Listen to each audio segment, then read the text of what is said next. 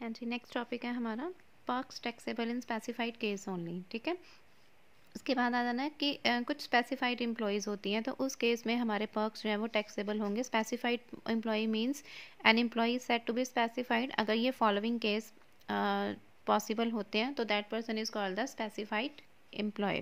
First आ जाता है, या तो वो किसी कंपनी का डायरेक्टर होगा if he is A director of company, या फिर उसका कंपनी के अफेयर्स में कुछ इंटरेस्ट होगा, मतलब उसने कंपनी के एटलीस्ट 20% शेयर्स जो है वो होल्ड किए होंगे, मतलब कंपनी ने उसकी इक्विटी शेयर्स में 20% तक उसकी जो है वो वोटिंग पावर होगी। या फिर हिज मॉनेटरी एनुअल सैलरी, जो उसकी एनुअल सैलरी है वो मोर देन ₹50,000, पूरे साल की उसकी सैलरी 50,000 से ज़्यादा है। अब सैलरी में हमने इंक्लूड करना है, चाहे वो सैलरी किसी एक ही एम्प्लॉयर से ले रहा है या फिर वो अगर किसी दो एम्प्लॉयर के अंडर काम कर रहा है, तो दोनों एम्प्लॉयर से जो वो टोटल सैलरी ले रहा है, तो वो टोटल सैलरी दोनों एम्प्लॉयर से मिला के उसकी पूरे साल की 50,000 से अबव बन रही है, तो that person are cover under the specified employees. ठीक है, मॉनिटरी सैलरी में हमने क्या क्या इंक्लूड करना है, बेसिक सैलरी, डीए है कोई, बोनस, कमीशन, फीस है जो टैक्सेबल है। ठीक है, एनी पर्क्स अगर मॉनेटरी और कैश फॉर्म में कोई पर्क्स मिल रहा है वो, ग्रेचुटी, पेंशन, लीव, सैलरी मिल रही है, जो एडवांस अगर कुछ एडवांस में रिसीव किया है तो वो आपने एक्सक्लूड करना है, अदरवाइज ग्रेचुटी पेंशन वो ले रहे हैं। In case employee in working simultaneously, अगर वो एक ही मतलब एक टाइम पर मोर देन वन एम्प्लॉयर के अंदर कर रहा है, तो दोनों एम्प्लॉय से जो उसको सैलरी मिल रही है वो। And monetary annual salary include income 50,000 shall be calculated after deduction, मतलब डिडक्शन बेटा डिडक्शन आती है हमारी 16(2), 16(3), ये 16(2) की डिडक्शंस होती हैं एंटरटेनमेंट अलाउंस, ये इंपॉर्टेंट डिडक्शन होती है एंटरटेनमेंट अलाउंस की। अगर इसके अंडर डिडक्शंस माइनस करने के बाद अगर उसकी मॉनेटरी एनुअल सैलरी 50,000 से अबव 50,000 या उससे अबव बनती है, तो हमने उसकी मॉनेटरी एनुअल सैलरी कैलकुलेट करनी है। 28 एग्जाम्पल देखो, 28 example from particular given below find out whether employee who is a neither director who is neither a director nor a shareholder, मतलब इट मीन्स वो ना तो डायरेक्टर्स है ना ही वो शेयर होल्डर है। अब हो सकता है उसकी ये मॉनेटरी एनुअल इनकम जो है वो 50,000 बन रही हो, तो उसको हम स्पेसिफाइड, अगर वो भी 50,000 इनकम नहीं बनेगी तो फिर वो स्पेसिफाइड एम्प्लॉय नहीं माना जाएगा। इसमें दो केसेस बताया, he is a Haryana government employee और he is a private sector employee. First हम हरियाणा गवर्नमेंट एम्प्लॉय, और ये इधर इंफॉर्मेशन दी है सैलरी, डी ए, कमीशन। ठीक है, फर्स्ट हम केस लेकर चलते हैं, if he is a Haryana government employee. ठीक है, अब देखो पहले सैलरी उसकी है 60,000। ठीक है, सैलरी के बाद 60,000, उसके बाद डीए दिया हुआ है उसको 6,000। ठीक है, सैलरी है, डीए है 6,000, उसके बाद कमीशन दी हुई है 20,000, तो कमीशन भी जो हमारी सैलरी होती है उसमें ये सारी चीज़ें प्लस करते हैं ना, सैलरी, डीए, कमीशन, तो वो होती है 20,000। उसके बाद हाउस रेंट अलाउंस दिए हैं, हाँ जी बेटा, हाउस रेंट अलाउंस है 30,000। अब हाउस रेंट अलाउंस से रिलेटेड हमने पीछे पॉइंट पढ़े थे कि अगर वो गवर्नमेंट एम्प्लॉई हैं तो उनको हाउस रेंट अलाउंस कैसे मिलता है, याद है हाउस रेंट अलाउंस पढ़ा था। हाउस रेंट अलाउंस हमें एक्चुअल कितना मिल रहा है 30,000। ठीक है, उसके बाद हमने उसमें से एग्जाम्प्ट माइनस करना है जितना एग्जाम्प्ट है, इन तीनों में से जो लीस्ट होगा वो एग्जाम्प्ट करना है। क्या था, एक्चुअल रिसीव, एक्चुअल कितना रिसीव कर रहे हैं 30,000, रेंट पेड 10% ऑफ सैलरी।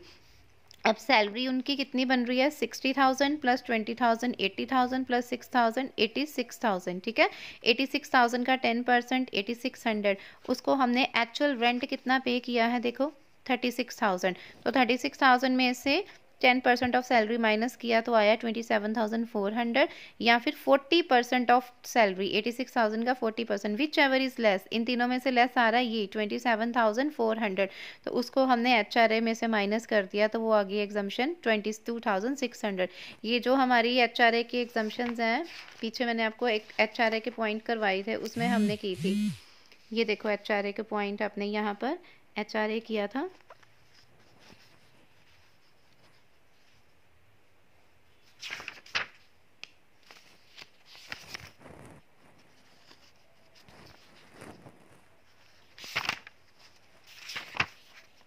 ठीक है, पीछे से देख लेना, एचआरए आपने किए थे, एचआरए हाउस रेंट अलाउंस हमने जब किया था तो हमने देखा था एग्जाम्शन, अगर वो गवर्नमेंट एम्प्लॉई है तो कब तक उनको एग्जाम्शन देनी है, एक्चुअल जितना रिसीव उसमें से जितना रेंट पे किया उसका 10%, एक्चुअल रेंट और सैलरी का 10% या 40% ऑफ सैलरी, तीनों में जो लेस है वो आ गया।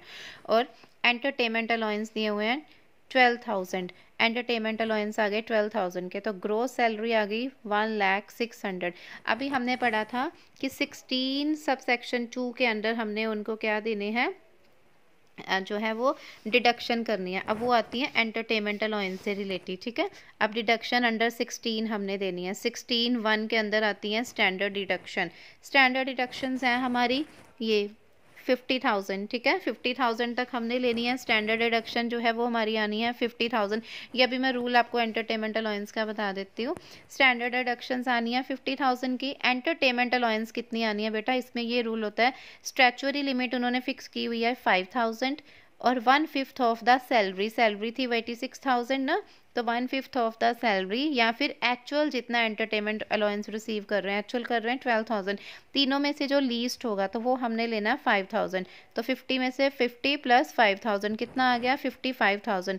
तो 1,06,000 में से 55,000 माइनस कर देंगे तो कितना आ गया 45,600। इट मीन्स उसकी सैलरी कितनी बन रही है, एनुअल सैलरी बन की है, पढ़ा था ना हमने मॉनेटरी एनुअल सैलरी 50,000 बननी चाहिए, लेकिन यहाँ पे 50,000 से कम बन रही है, तो इट मीन्स उनको क्या मिलेगी, 50,000 से कम बन रही है, उसकी limit does not exceed 50,000, so he is not a specified employee, तो वो स्पेसिफाइड एम्प्लॉय नहीं होगा। सेकंड केस है हमारा प्राइवेट सेक्टर एम्प्लॉय। अब प्राइवेट सेक्टर एम्प्लॉय में ये सारा कुछ तो ऐसे ही आना है, ठीक है, लेकिन प्राइवेट सेक्टर एम्प्लॉय को ये जो एंटरटेनमेंट अलाउंस की डिडक्शंस है ना 5,000 की, ये नहीं मिलती हैं, ठीक है। इट मीन्स उनको क्या मिलेगा, 1,06,000 में से हमने ये 50,000 माइनस कर देना, तो कितना आ जाएगा उनका 50,600। तो उनकी सैलरी क्या बन रही है, 50,000 से ज़्यादा बन रही है, तो उसको हम क्या बोलेंगे, he is a specified employee, ठीक है। ये हमारा केस था कि अगर वो स्पेसिफाइड एम्प्लॉय होता है या नहीं। स्पेसिफाइड एम्प्लॉय वो तभी होगा अगर या तो वो कंपनी का डायरेक्टर होगा, या उसके कंपनी में 20% इक्विटी शेयर्स की पावर होगी, या फिर उसकी मॉनेटरी सैलरी जो है वो 50,000 से ज़्यादा होगी। अब दो केस तो उन्होंने स्टेटमेंट में ही बता देते कि ना तो वो डायरेक्टर है ना ही वो शेयर होल्डर है। अब हमने ये देखना था कि अब उसकी सैलरी 50,000 से ज़्यादा बनती है या नहीं। गवर्नमेंट एम्प्लॉयर के केस में उसकी सैलरी 50,000 से ज़्यादा नहीं बन रही थी, तो इट मीन्स वो स्पेसिफाइड एम्प्लॉय नहीं था। अब प्राइवेट एम्प्लॉय के केस में उसकी सैलरी 50,000 से ज़्यादा बन रही थी, तो उसको हम बोलेंगे he is a specified employee. Now ये याद रखना कि गवर्नमेंट एम्प्लॉय के केस के अंदर हमें ये डिडक्शन मिलती है एंटरटेनमेंट अलाउंस की। प्राइवेट सेक्टर के अंदर हमें ये एंटरटेनमेंट अलाउंस की डिडक्शन जो है वो नहीं मिलेगी, ठीक है। इस केस में मिलेगी, लेकिन इस केस में गवर्नमेंट केस में नहीं मिलेगी। ये आपने ना आगे देखना ये वाला पॉइंट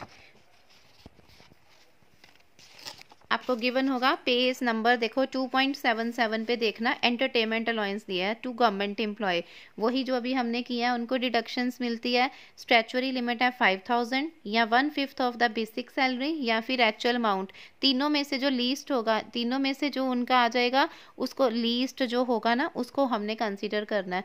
और अगर वो प्राइवेट एम्प्लॉय है तो उनको किसी तरह की डिडक्शन जो है वो नहीं मिलेगी, ठीक है। जो भी प्राइवेट एम्प्लॉयज़ होते हैं उनको ये डिडक्शन नहीं मिलेगी, लेकिन अगर वो गवर्नमेंट एम्प्लॉय है तो ये डिडक्शंस उनको मिलेगी। और स्टैंडर्ड डिडक्शन कितनी है, ऊपर हमने ली थी ना 50,000, स्टैंडर्ड डिडक्शन क्या आ जाएगी 50,000, ये हमने लिखा ना, ये आती है डिडक्शन अंडर 16, स्टैंडर्ड डिडक्शन 50,000 और ये रूल। Is it clear?